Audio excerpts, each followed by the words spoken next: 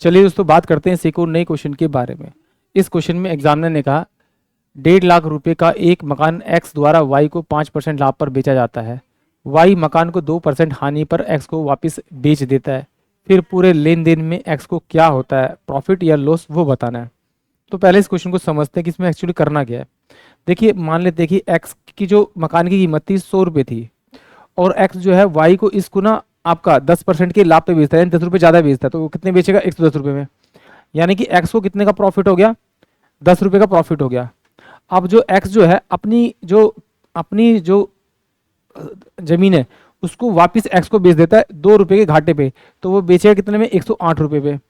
जब एक्स ने इसको बेचा था तो 10 रुपये उससे प्रॉफिट लिए थे, जब इसे जमीन वापस ले ली तो उसको कितने पेमेंट कर रहा है, 108 रुपये, यानी कि वो 8 रुपये पेमेंट कर रहा है अधिक। तो उसने लिए उससे कितने, 10 रुपये, पेमेंट कितना कर रहा है, 8 रुपये। तो इन दोनों का जो अंतर होगा 2 रुपये, वो उसका प्रॉफिट होगा। क्यों, क्योंकि बेचते वक्त उसने 10 रुपये से ज़्यादा ले लिए जमीन की कीमत से, और जब वो उसे जमीन वापस ले रहा है तो वो उससे 110 रुपये की जगह 108 रुपये ले रहा है। तो इसका मतलब है उसे वापस कितने कर रहे हैं, 8 रुपये लिए उसने, कितने, 10 रुपये ज़्यादा। तो 10 में से अगर 8 माइनस करेंगे 2 रुपये का उसे प्रॉफिट ही होगा। तो इसी लॉजिक को यूज़ करके इस क्वेश्चन को सॉल्व करेंगे।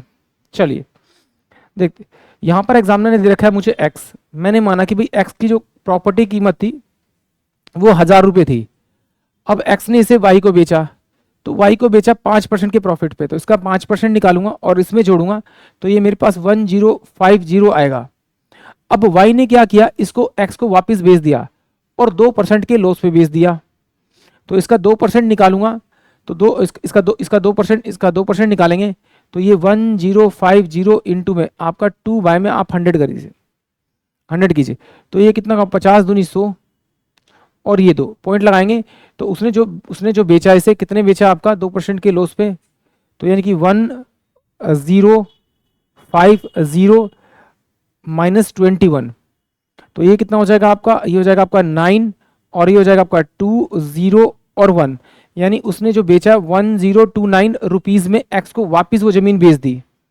अब देखिए जब एक्स ने वाई को बेची थी तो उससे 50 रुपये अधिक लिए ज़मीन से कीमत के, और जब वो उसे वापस खरीद रहा है तो उसे एक्स्ट्रा कितना दे रहा है, अपनी ज़मीन कीमत से 29 रुपये, 50 रुपये लिए 29 रुपये वापस कर रहा है, तो इसका डिफरेंस कितना आएगा, 21 रुपये।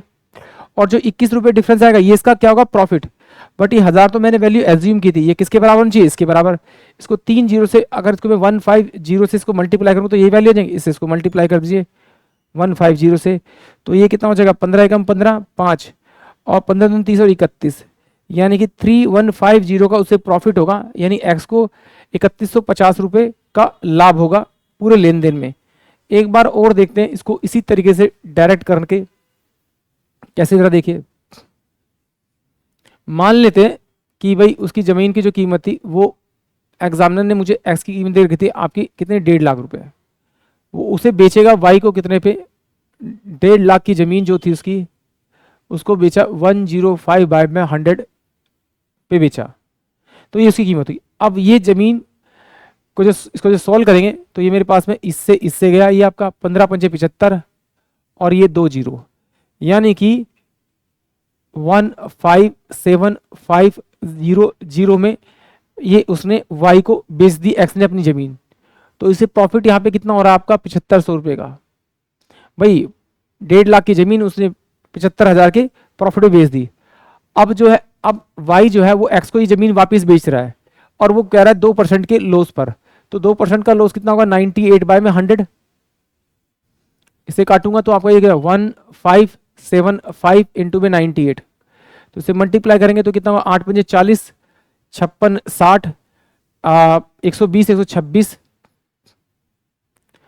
45 4 63 67 6 15 निमे 135 141, तो इसको ऐड करूंगा 0 5 3 3 और 1 4 और ये 5 और 1, यानी कि उसने अब एक्स को जो अपनी ज़मीन बेची है वापस वो 154,350 रुपीज़ में बेची है।